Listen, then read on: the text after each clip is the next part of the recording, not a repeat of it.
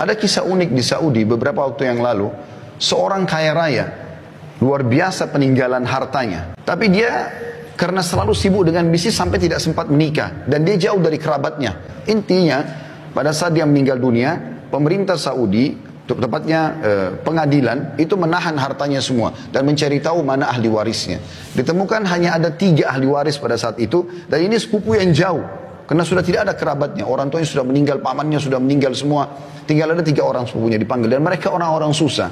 Pada saat datang ke pengadilan, ketiganya berkata kepada hakim pada saat itu, ada apa kami diundang? Ada pelanggaran kami lakukan? Kata hakim tidak. Apakah kalian mengenal si fulan? Keluarganya meninggal tadi yang orang kaya. Mereka bilang iya, kami tahu dia. Tapi mereka belum tahu kalau meninggal.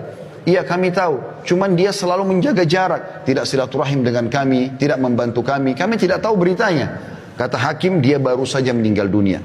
Dan dia meninggalkan harta yang sangat banyak. Saya tidak temukan atau kami tidak temukan ahli waris kecuali kalian bertiga.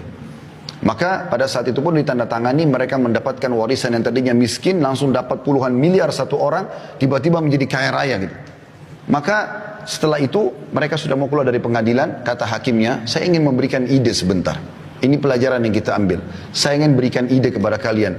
Kan kalian juga mendapatkan harta dari si mayit tanpa upaya apa-apa. Tiba-tiba kalian mendapatkan uang jutaan real, sekian puluh miliar, tanpa ada upaya apa-apa. Bagaimana kalau setiap orang di antara kalian mengeluarkan uang, kalau nilai rupiahnya masing-masing 1 miliar saja keluarkan. Jadi kalau dia dapat 30-40 miliar, 1 miliar tidak ada, kecil sekali.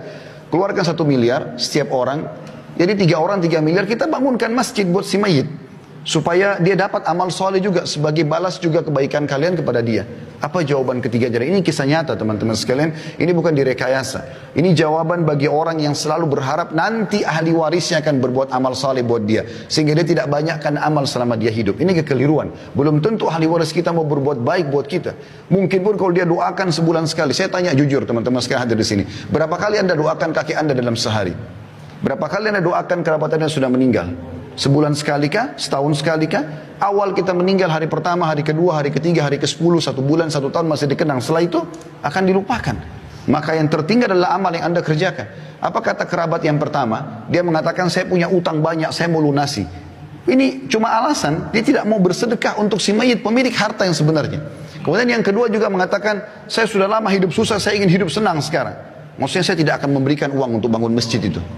Dan kisah yang ketiga, ini yang jadi pelajaran kita, orang ketiga mengatakan, hai hakim, orang ini semasa hidup, kenapa dia tidak bangun masjid buat dirinya? Kenapa sekarang kami ahli waris yang harus membangun? Walaupun orang ini juga buruk karena tidak mau bersedekah, tapi kita ambil pelajaran dari situ. Ternyata amal-amal soleh yang terbaik adalah yang kita tanamkan sendiri selama kita hidup.